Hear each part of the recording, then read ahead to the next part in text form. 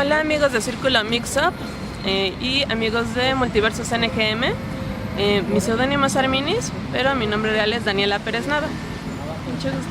Daniela o Arminis, ¿cómo te gusta que te digan más? Daniela, está bien. Daniela, platícanos un poco acerca de tus orígenes como narradora gráfica, de dónde vienes y cuáles son tus influencias. Bueno, yo estudié Diseño y Comunicación Visual en la UNAM, estuve en la Escuela Nacional de Artes Plásticas y me fui a orientación de ilustración. Ahí fue donde decidí empezar a dibujar una historia que tenía pensada desde hacía un poco de tiempo atrás. Y pues terminando la carrera empecé como proyecto final, por así decirlo, a ilustrar las primeras páginas del primer capítulo de mi cómic y decidí seguir trabajando poco a poco en él, en conjunto con mi trabajo de diseño gráfico. ¿Algo de lo que podemos ver aquí en tu álbum es tu trabajo original? Sí, un poquito. Este de aquí pues son los títulos que llevo. Este año tengo el número 9 publicado, solo que aquí no lo he incluido. Tengo un poquito de trabajo de acuarela también y algunas ilustraciones de los personajes de mi cómic. Este es de Auriga, que es el nombre de mi proyecto, y un poquito de ilustración en acuarela para proyectos de diseño gráfico. También un poquito de diseño de personajes para productos de la UNAM. Nuevamente un poquito de acuarela para clip art. Y también mascotas para campañas publicitarias. Y vemos, por ejemplo, el desarrollo de tu cómic. Vamos a platicar Auriga. Este es tu primer número, ¿no? Sí, este primer número lo empecé a presentar en eventos como convenciones de cómic y Feria del Libro del Zócalo también, por ahí del año 2013. Y platícanos un poquito cómo surge. Parece que tiene pues influencia manga, ¿no? Sí, me gusta mucho la influencia manga. Ahorita que me comentabas sobre los orígenes, a mí me gusta, pues como fui niña de los 90, pues veía Dragon Ball, Ranma y medio, Cardcaptor Sakura.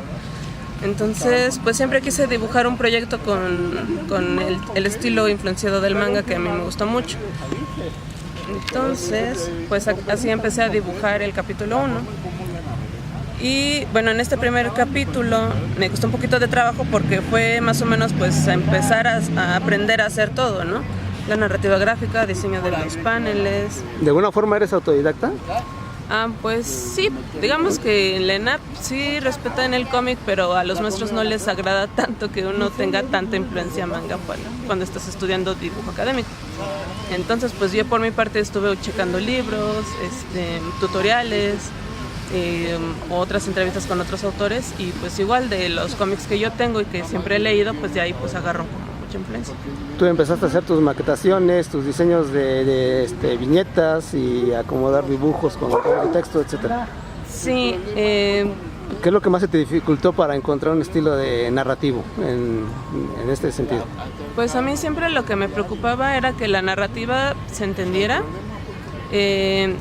Primero, para hacer un cómic escribo todo de manera como prosa, no tanto un guión de página 1, panel 1, personaje 1.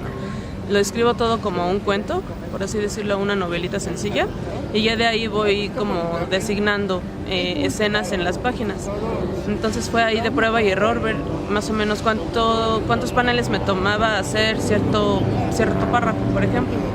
Entonces pues sí, de Auriga 1 sí se nota un poquito, por ejemplo, que todavía utilizo mucho recurso de la narración o mucho diálogo para explicar cositas. Ya a partir de los siguientes números pues ya voy checando de mostrar más que explicar, o depender mucho menos de una narración de un personaje omnisciente, por así decirlo. Más que nada dejárselo a los personajes y que ellos muestren lo que está pasando en la historia. Entonces, este desarrollo de personajes también, ¿cómo los fuiste creando conforme a lo que tú habías visto también de los mangas, de los géneros que te gustan? Pues desde chica yo siempre dibujé monitos.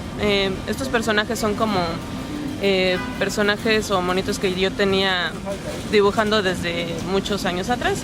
Lo que hice fue añadirlos a una historia que desarrollé aparte.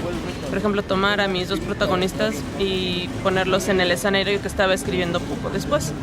No sé si sea como el proceso de los demás autores, pero bueno, al menos eso es lo que pues, yo hice en mi caso particular. Tú lo fuiste desarrollando así. Y cuéntanos entonces una sinopsis de Auriga. Auriga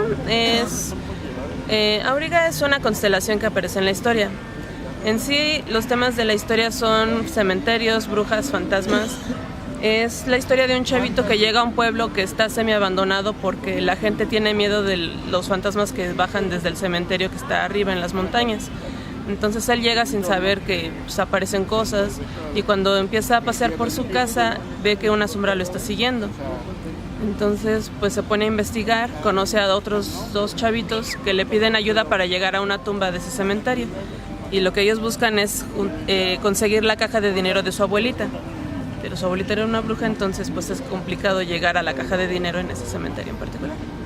Y vemos que así has ido desarrollando tu historia. Este es el número 2. Este es el número 2, lo saqué un poquito después del 1, podría decirse en un periodo de 6 meses. Aquí ya pude agarrar un poquito más de ritmo de trabajo, ya aprendí a utilizar un poquito más los programas, porque también iba aprendiendo sobre la marcha eso. ¿Qué programas utilizas? En los primeros números utilizaba nada más Photoshop, luego en ese tiempo todavía estaba Manga Studio, y hoy en día utilizo más que nada Clip Studio Paint, que es como un upgrade de Manga Studio, aunque había cositas de Manga Studio que me gustaban más antes, pero bueno.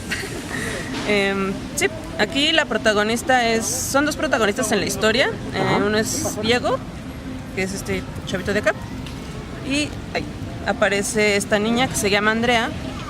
Ella lo que tiene en la historia es que su familia es dueña de ese cementerio, entonces ella puede entrar por ahí cuando ella quiera, y pues ella sí conoce a la sombra que estaba siguiendo al primer protagonista. Entonces en el capítulo 1 y 2 pues se conocen los 2 protagonistas, para ya en el tercer número pues ya contarse la historia a partir de ahí hacia adelante. Entonces pues sí, este fue ya como, ya no tenía tanto miedo del programa en sí, y me concentré más en narrar la historia. Y vemos que en el Inter salió otro, bueno, alcanzaste a sacar todavía el número 3. Alcancé a sacar el número 3. ¿En qué periodicidad tienen? A partir del 3 al 4 sí pasó un año, porque después de titularme pues empecé a trabajar en diferentes proyectos. Entonces para asistir a los eventos pues sí procuraba hacer un estreno en determinados eventos, ya sea la Feria del Libro del Zócalo, también incluso el 1 y el 2 creo los presenté en la FILIG de esos años. El número 3 fue estreno de la Feria del Libro del Zócalo, y los demás creo que los pude ir estrenando también en La Mole. Ya vemos que también hay muchos más personajes para este número 3. Ya aparecen, por ejemplo, la familia de los chavitos, los hermanos de la chica, los hermanos del primer número. Y pues también siguen pasando más cositas referentes al cementerio y a los fantasmas que hay por ahí. Entonces, pues sí, aquí ya tenía como que ya un poquito más calma para dibujar. Y pues aquí ya se va adentrando los detalles en la historia. Ya utilizo un poquito de magia relacionada con brujas, aparte de los fantasmas, por ejemplo. Y magia para crear también la historia, porque luego se requiere. Pues, y en el Inter, entre el número 3 y el 4, salió que es un one shot, me platicabas. Este es un one shot que se llama El Hilo de la Magia Negra. Esta la hice para una convocatoria de otro compañero que estaba haciendo sus revistas antológicas. Hacía un concurso sobre algún tema. El tema de ese año fueron juguetes o muñecos. Entonces decidí hacer que una brujita hiciera un muñequito con un hilo que su abuelita utiliza para hacer magia negra. Entonces pues ahí suceden algunos problemas. Esta historia es un poquito más infantil, tiene un poquito más de comedia, y hasta el momento tiene el one shot que salió en esa revista. Lo modifiqué un poquito para alargar un poquito más las escenas, cambiar un poquito el final de la historia original que salió en esa revista, y añadí una historia cortita que se llama El monstruo del tarro de la mermelada, que es de que la brujita quiere hacer un sándwich, pero al agarrar el frasco de mermelada pues sale que ahí había un monstruito, que es este de acá. Y hemos visto que pues ha tenido un éxito, porque para que sigas sacando el mismo título es porque ya tienes seguidores. Ya vemos que pues que serán pues a la ¿cuántos fecha, números van? A la fecha van 9. Este es el número 4. Igual voy añadiendo un poquito de secciones diferentes en las revistas. Por ejemplo, es la portada inicial, pongo un poquito de presentación de personajes y un resumen del capítulo anterior para que hay personas que, por ejemplo, nada más se llevan la revista que tiene la portada que les gusta. Entonces, para que entiendan un poquito de qué va la historia, porque si es una historia larga, pues pongo ese tipo de anexos. También pongo un poquito de bocetos, de procesos. En el número 8 pude hacer un viaje para ver algunos cementerios victorianos y también los pude añadir a la revista, y pude añadir lo que las personas que cuidan el cementerio me comentaron sobre eso, que también tiene mucho simbolismo un cementerio de cierto tipo, por ejemplo. Entonces, pues eso me sirve mucho para poder irlo incorporando a la historia. En el número 5, la verdad ya no me acuerdo precisamente bien en qué años. A partir del número 3 fui sacando un número nuevo durante cada edición de la Feria del Zócalo o en la Mole. Entonces, pues esta es la portada del número 6, la portada del número 7, la del 8 que fue el año pasado, fue esta, y pues este año en la Feria del Libro que acaba de pasar en el Zócalo, pues ya estrené el número 9. Déjenme sacarlo de la bolsita. Entonces... ¿Y nada más se pueden encontrar en los eventos o también lo distribuís ahorita en otro lugar? O pues, a lo mejor por envíos, ¿cómo se puede hacer? Pues tengo tiendita en línea y también hago entregas por la zona de Coyoacán. Ponerme de acuerdo con las personas que quieran adquirirlo, pero más que nada pues soy yo la que avisa, voy a estar aquí en este evento, y ya las personas van para completar los que se lleven. ¿Tú te aventaste todo el trabajo sola de guión, dibujo, color, edición y distribución? Sí, de hecho, como era una historia que escribí por ahí del 2005, lo complicado de esto es que yo escribía de cierta manera en ese tiempo, y pues conforme ha pasado el tiempo luego voy corrigiendo cositas, ajustándolas, o de plano editando lo que siento que pues ya no cuadra mucho. Entonces, pues cada numerito es revisar lo primero que escribí y ajustarlo también para poder dibujarlo bien, y pues ir, pues por así decirlo, depurando lo que ya no me gusta de lo primero que boceté. Entonces es como un proceso de mucha prueba y error todavía, la verdad. ¿Y en qué sientes que has evolucionado más tú, tanto como artista, pero también cómo ha evolucionado tu historia conforme lo planteaste en un principio y cómo va hasta ahorita? Pues lo que comentaba ahorita, ya casi no aparece el narrador omnisciente, que sí siento que sí era un recurso más de una novelita sencilla, ¿no? Por ejemplo, sigue teniendo el resumen del capítulo anterior, pero pues ya los personajes pues ya los dibujo mucho más fácilmente. Antes sí tenía que tener mucha referencia, cositas que me tardaba mucho en hacer. También pues voy checando un poquito sobre los tonos oscuros, porque como es una historia que pasa mucho de noche y me gusta mucho utilizar ciertos tonos que sugieran fantasmagoría, por así decirlo. Utilizo muchos difuminados. Eso casi no lo utilizan muchos autores. Ellos utilizan mucha trama o plasta de plano, porque también piensan en offset, por ejemplo, y pasa eso, de que tiene uno que tener mucho cuidado con sus tonos, ¿no?